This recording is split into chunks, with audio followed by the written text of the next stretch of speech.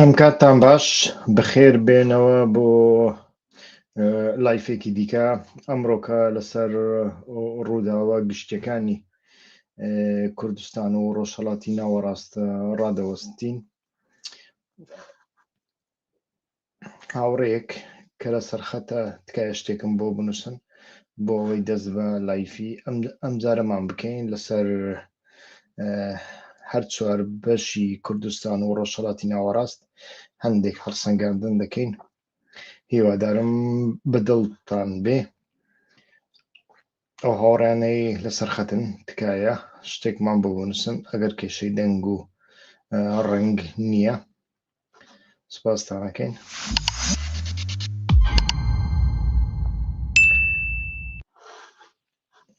بەڵێ هاوڕێیان دەست پێ دەکەین لەو بینەدا ئەگەر کێشەیەکی دەنگ و ڕەنگ هەبوو تکایە زووتر ئاگدارم بکەنەوە. سەرەتا لە ئێران و ڕۆژهەڵاتی کوردستانەوە دەست پێ دەکەین وە دیارە ترسی لە سێدارەدان و هەڵکشاندنی گرژیەکان بە تایبەتیش لە وەرزی سەرمادا ئیتر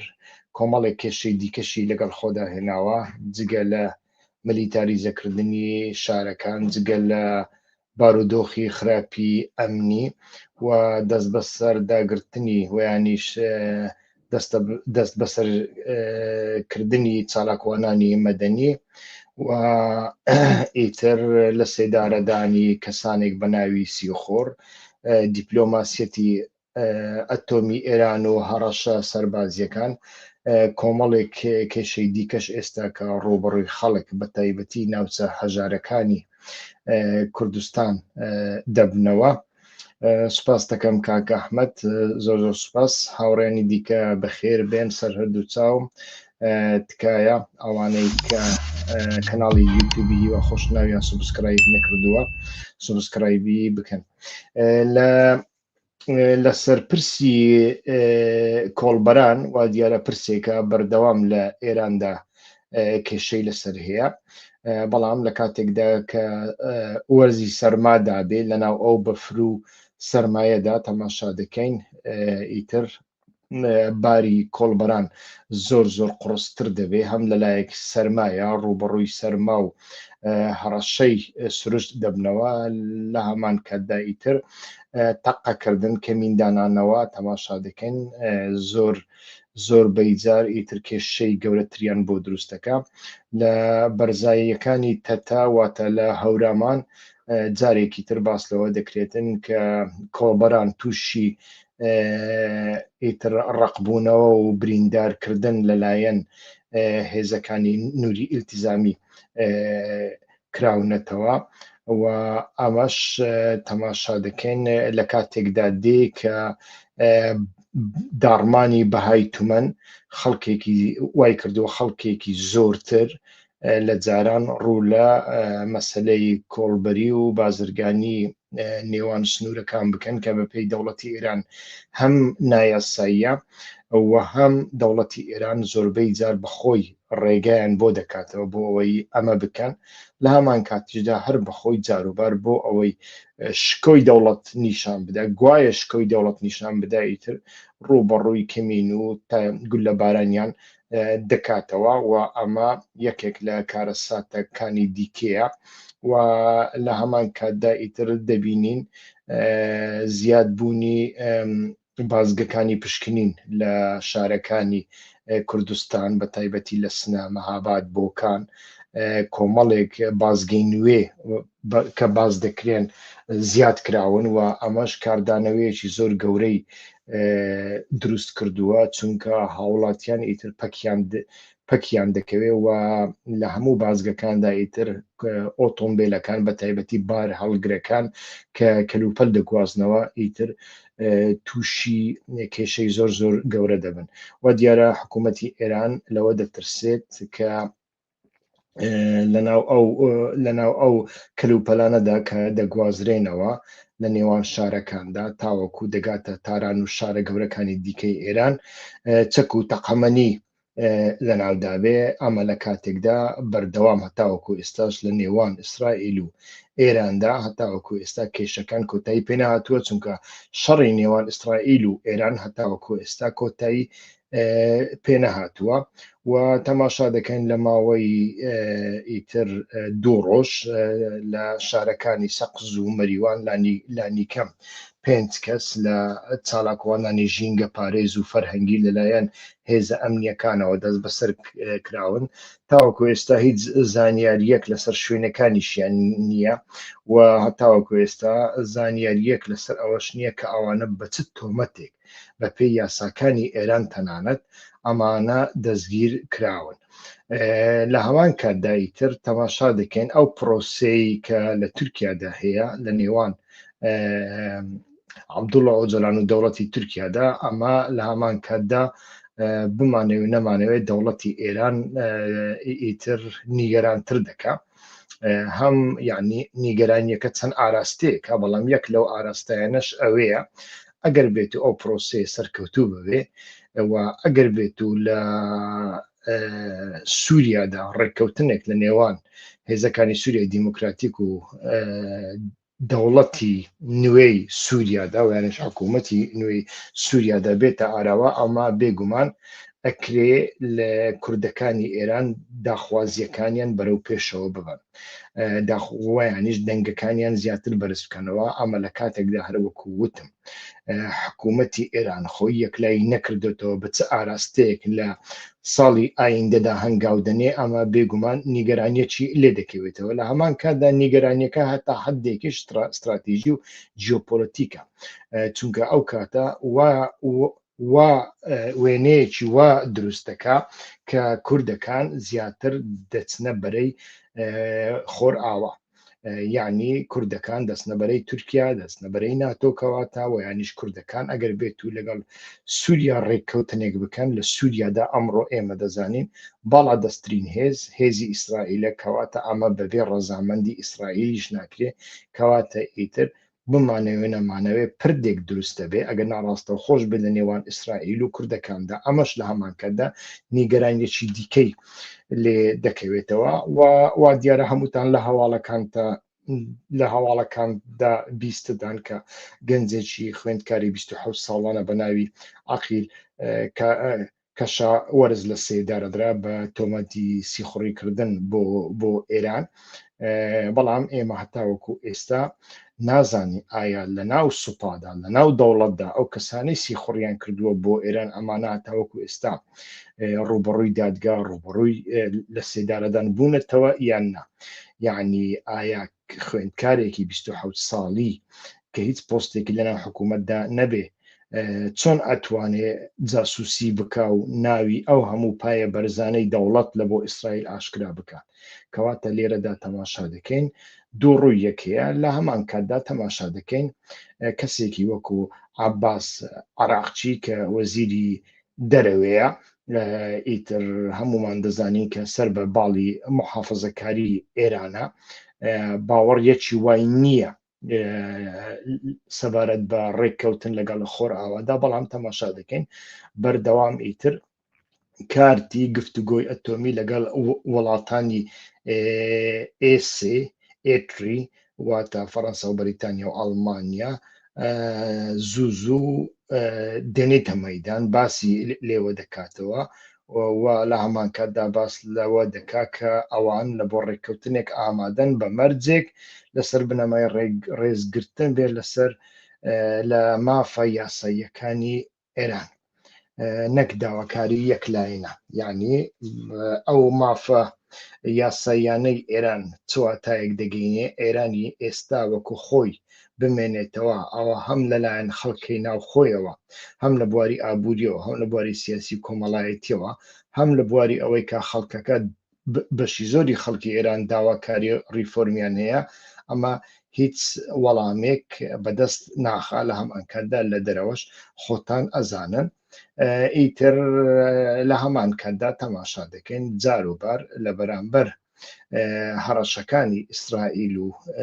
ئیتر دۆناڵد ترامپ تەماشا دەکەین سوپای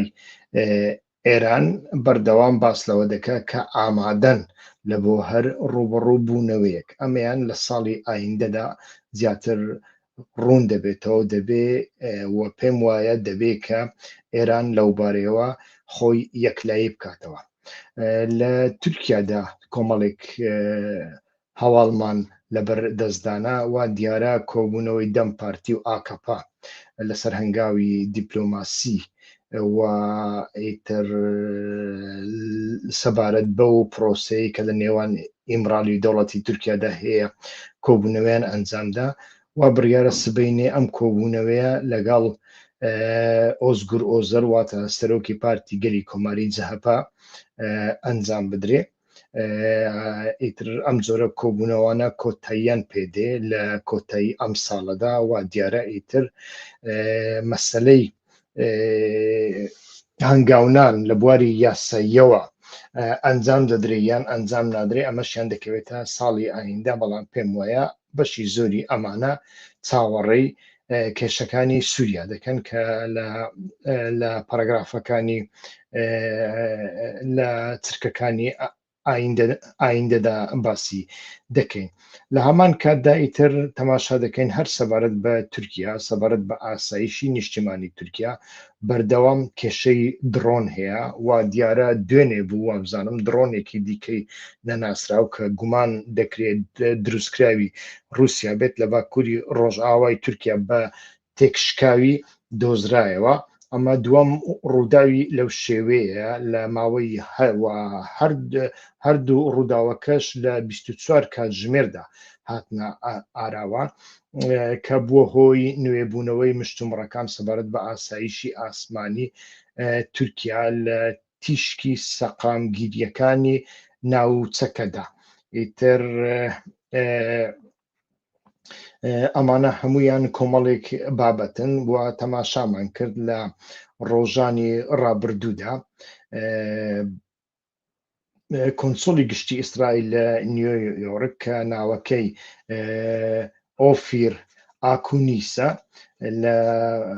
ریپۆرتاژێکی دایتر لە دیوانەیەکیدا لەگەڵ کەناڵی کان 11 ئیسرائیلی بوو لە ناوەڕاستی ئەم مانگەدا بوو یانی چەند ڕۆژێک بەر لە ئێستا ئیتر لەوێدا بە ئاشکرایتر وتی چەندین لێدوانی توندی لە بەرامبەر دەوڵەتی تورکیادا و لە هەمان کاتداوتی دەوڵەتی تورکیا دژمنی ئیسرائیلە و ئەمە گرژیەکانی سەر لە نوێ دروستکردنەوە لە نێوان تورکیا و ئیسرائیل کە هەتاوەکو ئێستا دەبینین دۆناڵد ترامپ و ئیدارەی ئەمریکا هەتا حدێک دەیەوێ ئەو گرژیانە کۆنتترۆل بکەوە لە ئایندەدا ئایا ئەو دوو وڵاتانە ڕێک دەکەون یان ڕێک ناکەون ئەمەشیان پەیوەندی بە سووریا هەیە بەڵام لە هەمان کاتدا بابەتەکە وا پێدەچێ بابەتێکی زۆر لەمە گەورەتر بێ لە سووریاش گەورەتر بێ پەیوەندی بە مەسەلەی غازی سروشتی لە دەریای سپی ناوەڕاستەوە هەیە و پەیوەندی بۆەوە هەیە کە ئیتیفاقێکی زۆر گەورە لە بەرامبەر تورکیادا هەیە تورکیا تێیدا نییە ئەوی ئیتیفاقی نێوان یۆنان قۆبرس ئیسرائیل مسرە لە کەنارەکانی دەریای سپی ناوەڕاستدا و ئەمە بەڕاستی تورکیای زۆر ترساندووە و لە هەمان کاتدا تەماشا دەکەین و هەروەکو لە بەرنامەکانی پێشودا باسمان کرد ئێستا ئیسرائیل بەهێزترین چەک و تەکنۆلۆژیای سەربازی زیرەک لە دوورگەکانی قۆبرس لەسەر سنووری تورکیا دادەمەزرێنێت کە ئەمانە توانایان هەیە لیانی لە 400 تا 500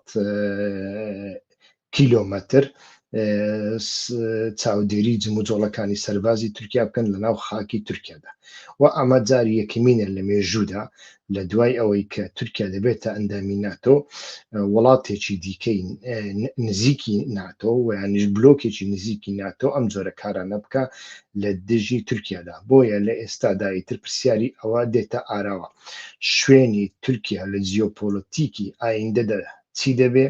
بەڕاستی هەتاوەکو ئێستا دیار نییە لە ڕۆژهەڵاتی چ لە ڕۆژهەڵاتی ناوەڕاست چ لە دەریای سپی ناوەڕاست بەڵام من پێم وایە ئەوەی من تەماشای دەکەم هەتاوەکو کێشەکانی نێوان ئەوروپا و بە تایبەتی بەریتانیا و رووسیا چارەسەر نەبن، کێشەکانی نێوان خۆرئاوا و رووسیا چارەسەر نەبن، تورکیا جارێ پێویستە لە قەفقاسیادا لە بۆ ناتۆ و وڵاتانی خۆرئاوادا جگە لە تورکیا هێزێکی دیکەی مەیدانی لەو ناوچەیەدا نییە. لە سەبارەت بە سووریا و سیاسەتی ئەمریکا و ئەو هێڕشانەی کە لەو ڕۆژانەی ڕابردوودا سنتکۆ کردیە سەر داعش کە چەندین هێرشی ئاسمانی کرانە سەر داعش، تەماشا دەکەین لەو بوارەیەدا گفتوگویەکی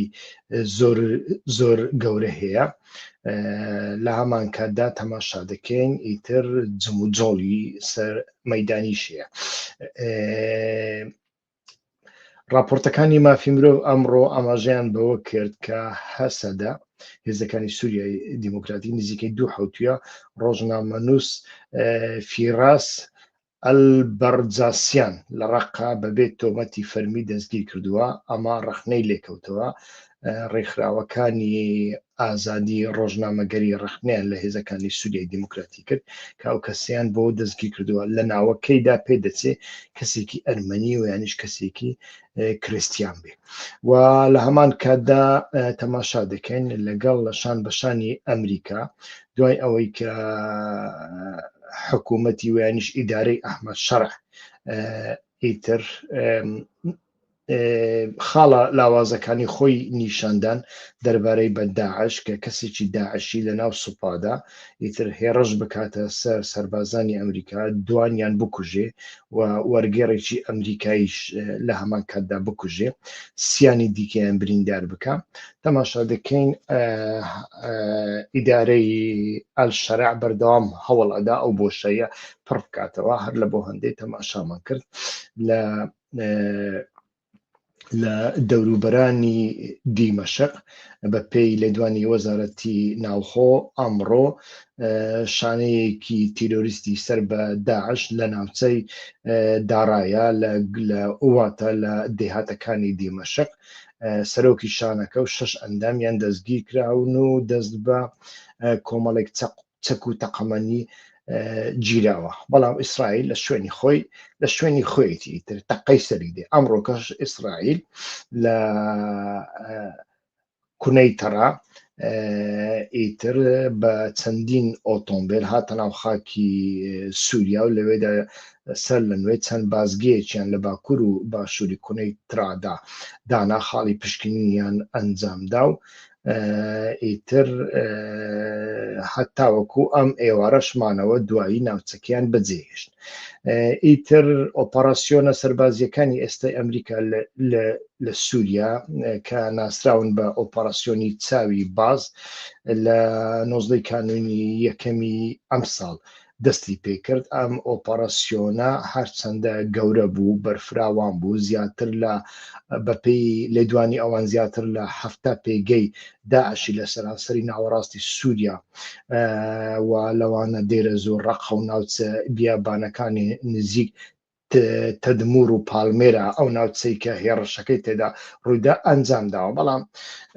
ئیتر هەمومان دەزانین یانی ئەم جۆرە هێڕشە قەبانە لە ئاسمانەوە چ زیانێک بە داعش دەگەێنن. ئایا داعشیەکان لەسەر عەرزدا بنکە و بارەگایان هەیە، شوێنی تایبەتیان هەیە، شوێنی ئاشکرایان هەیە؟ ئێمە هەمومان دەزانین کە ئەمە تەنانەت لە مووسڵیش نەبووە کاتی خۆی کە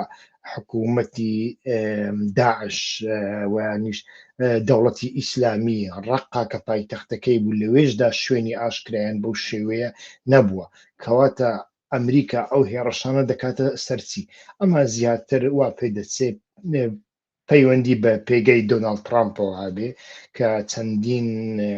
چەندین لێدوانیدا بەرلاوە کە داعش نەماوە، ئەوان کۆتاییان بە داعش هێناوە. بەڵام تەماشامان کرد لە پڕەوەی تر داعش سەری دەرهێنا و 3 ئەمریکی کوشتن و 3یانی بریندارکردن. و ئەمانەی کە کوژراون و بریندار کراون کەسانی تایبەتی ناوسوپای سنتکۆمن. ئیتر هەتا وەکو ئێستاش قسە لەسەر ئەوە دەکرێت باشە مادەم ئێوە دەتانزانی پێگەکانی داعش لە ئەو ناوچانە واتە دێرە زۆر و ڕق و ناوچە بیابانەکانی نزیک تەدمور و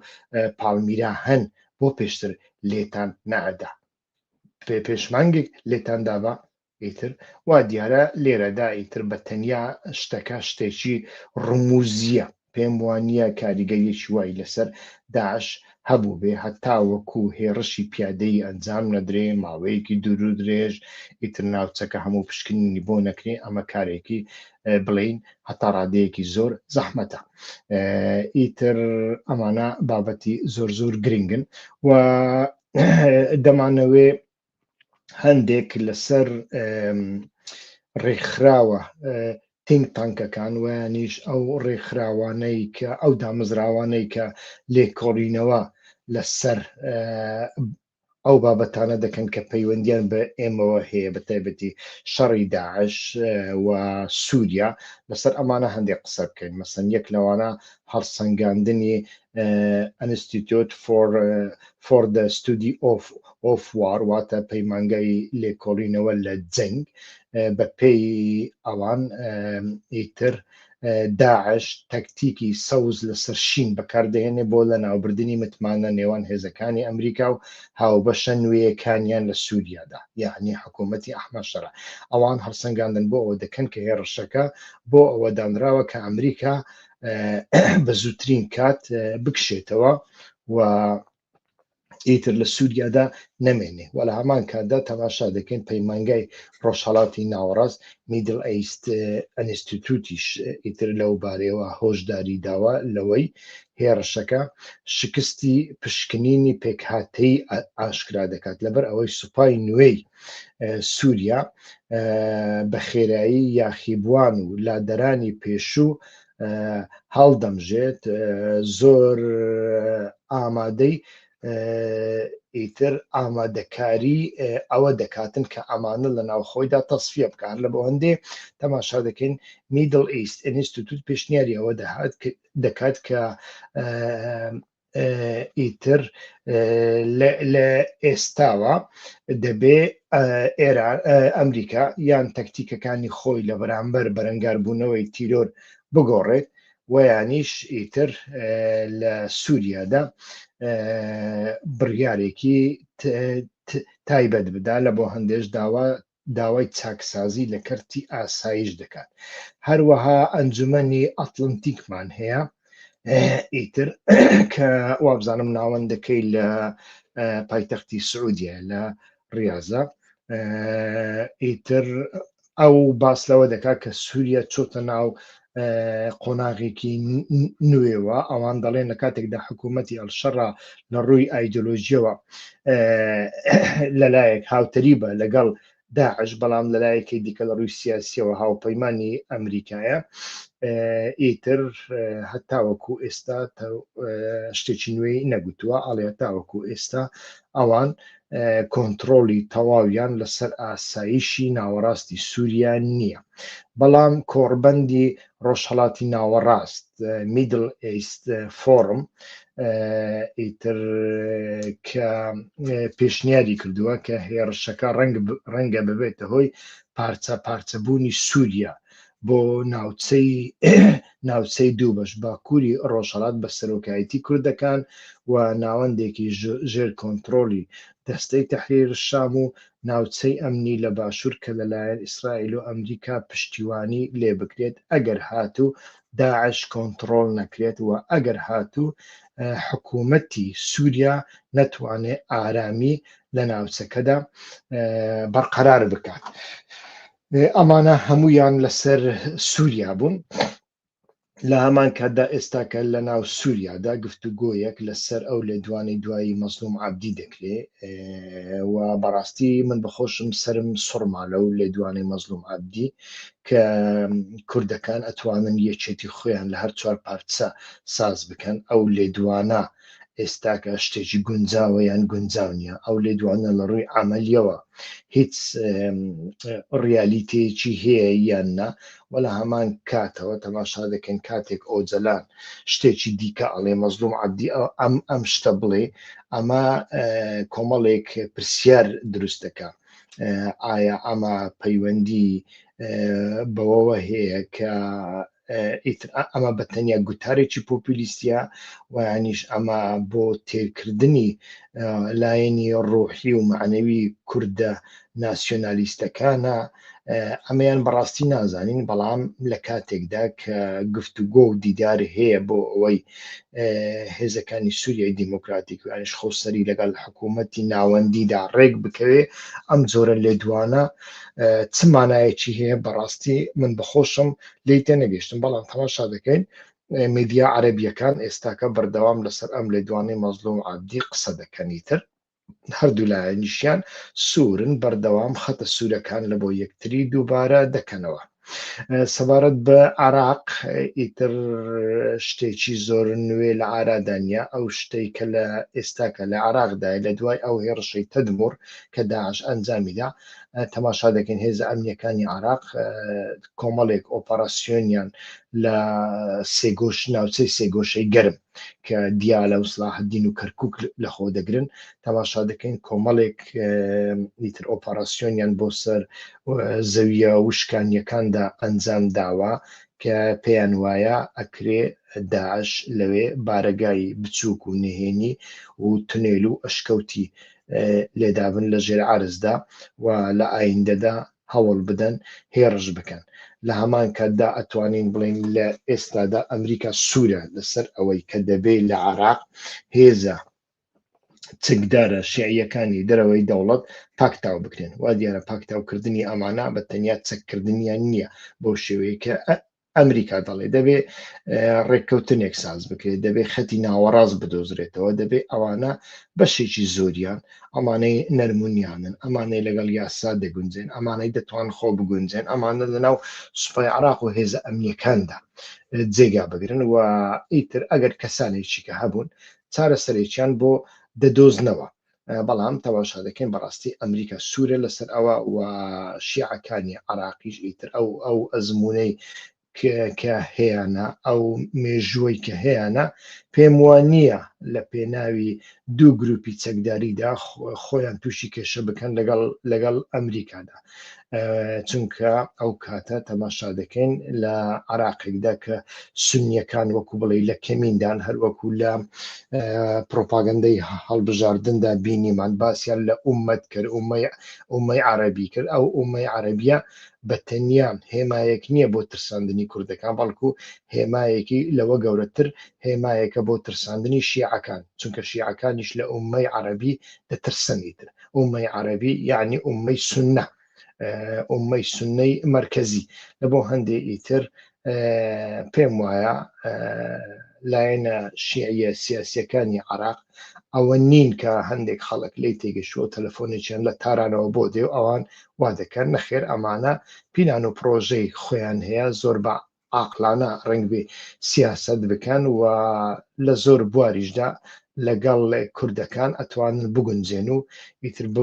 بەو شێوەیە لە عێراقی ئایندەدا ئەم جۆرە ملیشیایانە کۆتاییان پێبێ بەگشتی ویستم ئەمڕۆکە ئەمە باز بکەین بەڵام بەر لەوەی ئێوە تەماشای پرسیارەکانی ئێوە بکەم لە ئێستاواتوان پرسیارەکانتان ئامادە بکەن ئیتر ناوەندەکانی بیرمەندی و کەسایەتیە استراتیژیەکانی ئەمریکا بەردەوام ئەو ماوەیە لەسەر ئایندەی کورد و ئایندەی ڕۆژهەڵاتی ناوەڕاست هەڵسەنگاندن دەکەن بە تایبەتی لە کاتێکدا ئێمە بەرەو کۆتایی 2025دا دەچین ئیتر باس لەوە دەکرێت کە لە ئایندەدا دەبێ ڕێگا و ڕێبازی جیاوازتر لە ڕۆژهەڵاتی ناوەڕاستدا بدۆزرێنەوە بە تایبەتی ئەو هێرشەی کە لە سێزدەی ئەم مانگەدا داعش لە پاڵمیرا ئەنجامیدا ئەو جۆرە هەڵسەنگاندنانەی زیاتر کردوونە و ئیتر لەو بارەشەوە کۆمەڵێک پێشنیار دەکرێن ئیتر یەک لەوانە باس لە یعنی چ مۆدلێک لە سووریادا ئەنجام دەدرێ باس لەوە دەکرێت کە دوای ڕوخانی بەشەر ئەسەد لە کۆتاییەکانی ساڵی 2024دا سەرنجی سەرەکی شڕۆڤەکارانی ئەمریکا چوە سەر پەیماننامەی 10 ئازاری 2025 کە لە نێوان مەزلوم عەبدی و ئەحمەد شەرعدا ئیتر ئەنجام درا چوارچێوەیەکی نێوەندگیری ئەمریکا بوو بۆ تێکەڵکردنی هێزەکانی سووریای دیموکرات و سوپای نوێی ئینتیقالی سووریا لە سەردەمی ئەحمەد شەرعدا ئیتر تەماشا دەکەین لەو بارەیەوە بۆچوونی زۆر جیاواز هەن ئیتر و ئەو بۆچوونانە دوای هەر ڕووداوێک گۆڕانکاریان بەسەردادێ ڕادیکاڵتر دەبن بە تایبەتی دوای ڕووداوی کۆمەڵکوژی عەلەویەکان و کە وای کرد ئیتر چالاکوانەکان لە دەرەوە گوشار لەسەر نەتەوە یەکگرتوەکان بکەن گوشار لەسەر دام و دەستگاکانی ئەمریکی بکەن کە بێدەنگ نەبن لە بەرامبەر کوشتنی نزیکەی 1400 عەلەوی بێتاوان و سڤیل و لە هەمان کادا ئیتر ئەمە بەس نەبوو کۆمەڵکوژی دروزەکانی هاتە سەر و ئەمەشیان ئیتر بەس نەبوو تەماشا دەکەین هێرشەکەی 16 ئەو مانگەی هاتە سەر ئەمانە هەر هەموویان ئیتر نیشانیدا کە حکوومەتی شەرع وەکو حکوومەتێکی شکاو کە مەیلی دزەکردنی تندڕۆ لە ناو پێک هاتەکەیدا هەتاوەکو ئێستاش هەیە بەڵام هێزەکانی سووریای دیموکراتیک وەک تاقە هاوبەشی بە دسپلینکرا و باوەڕ پێکرا و لە لای ئەمانە سیر دەکرێن کە خۆیان سەلماندووە لە شەڕی داعشدا ئیتر لە هەمان کادا مشتومڕی لامەرکەزی ئیتر ماوەیەکی درێژە لەناو ئەمریکادا قسەی لەسەر دەکرێت جاروبار تۆم باراک نێردەی تایبەتی دۆناڵد ترامپ بۆ سووریا ئیتر باس لە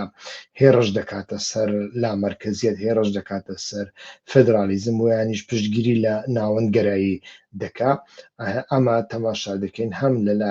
لەلایەن هێزەکانی سووریای دیموکراتیک و لەلایەن خۆسەری دیموکراتیکدا تەنانەت لەلایەن هەندێک لە بەشێکی زۆر لە عەرەبەکانیشدا ئیتر کاردانەوە نیشان دەدرێ و ئەمانەش هەر هەمویان تەماشا دەکەین لە شڕۆڤەکانی دام و دەستگا ئەمریکیەکاندا قسەیان لەسەر دەکرێت بەڵام ئەوەی ئێستا کە دەیبینین کە نە حکوومەتی ئەحمەد شەرع نە ئەمریکا و نە کوردەکانیش بەڕای من پرۆژەیەکی تۆکمەیان نییە لەسەر بنەمای سیاسەتی ڕیالیستی سووریادا یعنی ئەگەر بمان هەوێ پێشتر باسی هەڵوێستی ئەمریکامان کردو یعنی ئەمریکا چی دەوێت لە سووریادا نامەوێت دووبارەی بکەمەوە و حکوومەتی ئەحمەد شەرع چی دەوێت نامەوێت ئەمەش دووبارەکە بەڵام ئەگەر بمان هەوێ نمونەیەکی کوردەکان بدەین یانی تەماشا دەکەی کوردەکان لەو ئیتیفاقەی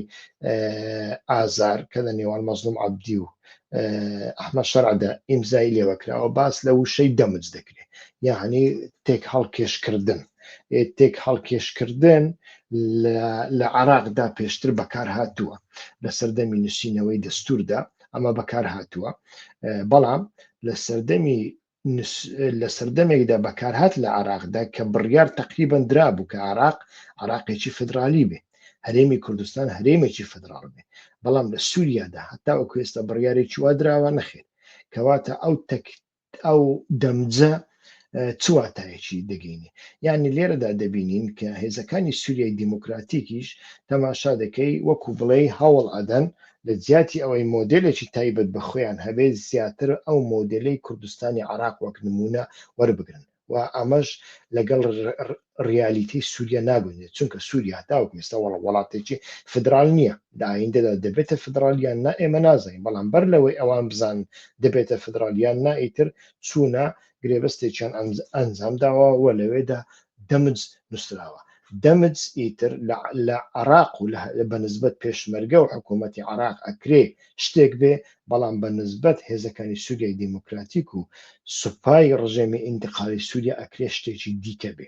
و لە هەمان کاتدا جوگرافیای کوردستانی عراق چەندین جار باسمە کردووە جوگرافیایەکی هۆمۆژەنە دانەبراوە هەر لە خانەقینەوە هەتاوەکو دەگێ زاخۆ تەماشا دەکەی زۆرینەی شارەکان کوردن بەڵام ئەوانەی یەک ڕۆژ تەنانەت چوو بنە ڕۆژئاوای کوردستان بە باشی گەڕابن ئیتر هەست دەکەن لەوێدا ئەمە نییە لە نێوان شار و ناوچە کوردیەکاندا چەندین دێهات چەندین شارۆچکەی کە پێکدەهەن کە زۆرینیان عەرەبنیتر کەواتە ئێمە لە سووریادا یەک کوردستانمان نییە لە سووریادا چەندین کوردستانمانانە و ئەمانە بەڕاستی تەماشا دەکەین ئەمڕۆکە یەکێکن لەو هۆکارانەی ئاڵۆزی و لە هەمان کاتدا ئاڵۆزیەکی دیکەش لە دوانەکەی مەسلوم عەبدی یعنی بەڕای من ئەوەش بەشێکە لەو ئاڵۆزیە چ پێویست دەکا ئەتۆ دروشمێکی وەها ئولتراناسیۆنالیست کوردستان خەڵکی کوردستان دەبێت یەک دەگرنەوە خەڵکی کوردستان یەک دەگرنەوە ئاخر خەڵکی کوردستان لەناو چوار وڵاتدا چۆن یەک دەگرنەوە کە ئاحمە شەرعێکی لە ڕوولاواز هەتا وەکو ئێستا ئامادە نییە مافەکانت بدە مافی لە مەرکەزی بدە و لە هەمان کاتدا کوردستانی یەکگرتو لەکوێ هەیە یعنی ئەمە یەکێتی و پارتی ئەمە چەند مانگە هەڵبژاردنیان ئەنجام داوە ناتوان حکوومەت پێک بێن یعنی ئەو یەکگرتووە لەکوێ هەیە بەڕاستی ئەم جۆرە شتانە ڕەنگ بێ لە بۆ فێسبوک لە بۆ شەعر نووسین لە بۆ گۆرانی گوتن ببن بەڵام لە سیاسەتدا بە تایبەتیش ئاکتۆرێکی وەکو مەزلوم عەبدی ئەمانە باز بکە بەڕاستی نیشانەی ئەوەیە کە ئەمانەش وەکو حکوومەتی ئەحمە شەرع و وەکو حکوومەتی دۆناڵد ترامپ کە پرۆژەیەکی قوڵیان نییە کە لەسەر بنەمای ڕیالیتە و سۆسیۆلۆژی ناوچەکەدا دروست کرابێ ئیتر ئەمانە بەگشتی کێشەی زۆر گەورن بەڕای من لە ئێستادا تەماشا دەکەین و ئیتر لە ئایندەدا ئەمانە چۆن چارەسەر دەکرێن بەڕاستی زۆر کاتی دەوێ زەحمەتی دەوێ بەڵام هەر دەبێ لایەنەکان ئیتر بگەن هەر ڕێککەوتنەوە من پێم وایە لەو ماوەی چەند ڕۆژەدا لەو ماوەی حوتەشت ڕۆژەدا ڕەنگ بێ لێدوانێک بدرێ بۆ ئەوەی نیشان بدەن و یانیش دۆناڵد ترامپ بڵێ تەواو کێشەکانی سووریامان چارەسەرکردن و لایەنەکان گەشتونە تا ڕێککەوتنێک ببورن بەڵام ئەمە وەکووتم بە تەنیا بە لێدوانەکە دەمێنێتەوە لە ساڵی ئایندەدا سەر لە نوێ هەموو شتەکان سەر لە نوێ ئیتر دەبێ شەن و کەون بکرێنەوە سەر لە نوێ ئیتر ئەم بابەتانە بابەتی زۆر گرنگن لە ئێستادا لە ناو دام و دەستگاکانی ئەمریکادا زۆر لەسەر ئەمە قسە دەکرێن کە ئەمریکا و ئیسرائیل هێزی ئەتوانین بڵێن حاکمن لەسەر سیاسەتی سووریادا مەسەلەن هەر تەماشا دەکەین ئەگەر لێدوانەکانی ڕۆژنامە گەورەکانی ئەمریکا وەکو واشنتن پۆست و نیویۆرک تایمز ئەگەر بینینە بەرچاومان ئەوانیش ئێستاکە باس لەوە دەکەن کە ئیتر ئەمریکا پێگەی سەربازی خۆی لە باکوور و ڕۆژهەڵاتی سووریا دەهێڵێتەوە یاننا ئیتر تەماشا دەکەین مشتومڕێکی زۆر گەورە هەیە لە واشنتۆن لە نێوان پنتاگۆن کە پێی وایە مانەوەی هێزێکی کەم پێویستە بۆ ڕێگریکردن لەسەر هەڵدانەوەی داعش و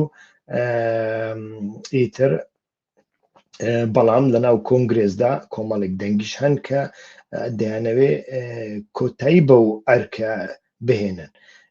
ئیتر تەماشا دەکەین لە هەمان کاتدا لەناو کۆنگرێزدا هەندێک لایەنی ئەمریکی بە تایبەتی لە مێدیاکانیشدا پشتگیری لە پرۆژەکانی هەسەدە دەکەن ویانش لە نیگەرانیەکانی هەسەدە دەکەن کە ئاڵێن ئەگەر بێت و ئەمریکیەکان لەوێ بکشێنەوە ئەویانیش کشانەوەیەکی کت و پڕ ڕوو بدا ئەمە هەم هەڕەشەکانی تورکیا هەم ترسی ملیشیەکانی سەر بە ئێران و داعش سەر لە نوێ دروست دەبێتەوە نابێ ئەمریکا کارێکی وا بکە لە هەمان کادا تەماشا دەکەین پەیمانگای ڕۆژهەڵاتی ناوەڕاست و ئەنجومەنی پەیوەندیەکانی دەرەوە شیکاری ورد بۆ لایەنە تەکنیکیەکانی پێشنیاری سێ فەرقە سەربازیەکە دەکەن تێکەڵکردنی هەسەدە لەناو سوپای سووریادا شیکەرەوە ئەمریکیەکان گومانیان هەیە بەڵام هیوادارن یعنی گومان هەیە کە لەوەی کە ئیتر ئەوەی کە باس کراوە دەمج ساز بکرێ بەڵام هیواشیان هەیە یعنی ئەمە نیشانی ئەدا کە کارەکە کارێکی زۆر قورسە کۆدەنگێک هەیە کە بۆ ئەوەی هەسەدە بچێتە ناو سوپای نیشتیمانی دەبێت ئاستێک لە فەرماندەی خۆجێیش بپارێزێت میدیاکانی ئەمریکا جەخت لەوە دەکەنەوە کە ناسنامەی کوردی هەتاوەکو ئێستاش گەورەترین خاڵی ناکۆچیە لە دانوستانەکانە لەگەڵ حکوومەتی نوێی دیمەشق چونکە وتمان ئەو مۆدلی کوردستانی عراق شتێکە ئەو مۆدلێکە لە سووریا دەبێت دروست بکرێ شتێکی دیکە بەڕاستی دوشتی جیاوازن یعنی ئەو جوگرافیای کوردەکان جوگرافیایەکی هۆمۆژەن نییە ئێمە دەبێت دانی پەدابین ئێمە دەبێت ئەوە ببین و ئەوە قبول بکەین لە بۆ هەندێک دەبێت شتی نوێ بدۆزرێتەوە مۆدلێکی نوێ کە تایبەت بە سووریا بدۆزرێتەوە هەتاوەکو ئێستا من لە سەرزاری بەڕێوەبەرانی خۆسەری دیموکراتیک ئەو مۆدلە بەخۆم نابینم و ئیتر گۆڤاری فۆرن پۆلیسی ئیتر باس لە ڤیتۆی تورکیا دەکا ئاماژەی بۆ کردووە کە ئەمریکا هەتاوەکو ئێستاش لە ژێر بشاری ئەنقەرەدایە کە داوا دەکات بە هیچ شێوەیەک نابێ ڕەگ و ڕیشەی یەپەگە لە ناو هەسەدەدا بمینێ یعنی لێرەدا ئیتر تەماشا دەکەین ئەوەی تورکیا نەرمێکی پێوە دیارە کە ئەگەر یەپەگە نەمینێ هەسەدەیەک با بمینێ هەسەدەکە با نایی بگۆڕدرێ بەڵام دەمجکردنی ئەم دوانە زۆر کارێکی زۆر سەختە ئیتر ئەمە لە ساڵی ئایندەدا زیاتر ڕوون دەبێتەوە کە بابەتەکە بەرەو کوێ دەکا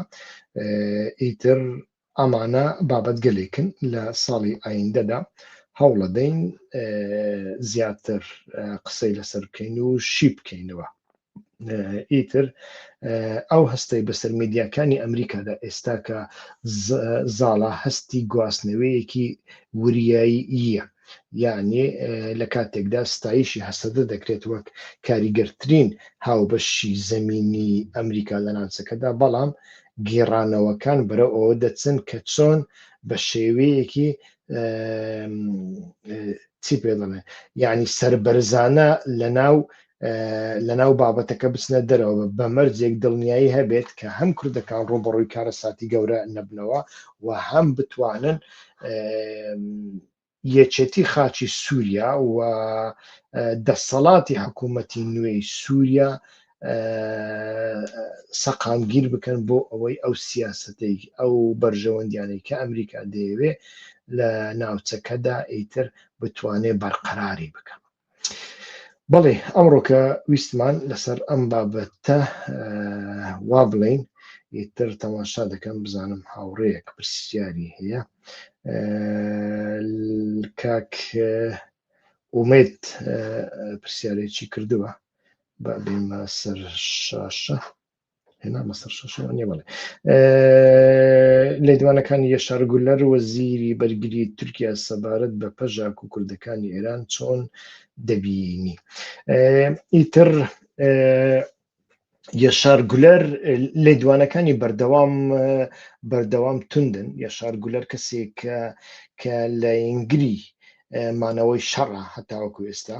یەشار گولەر و هاکان فیدان هەڵوێستەکانیان زۆر لە یەکتر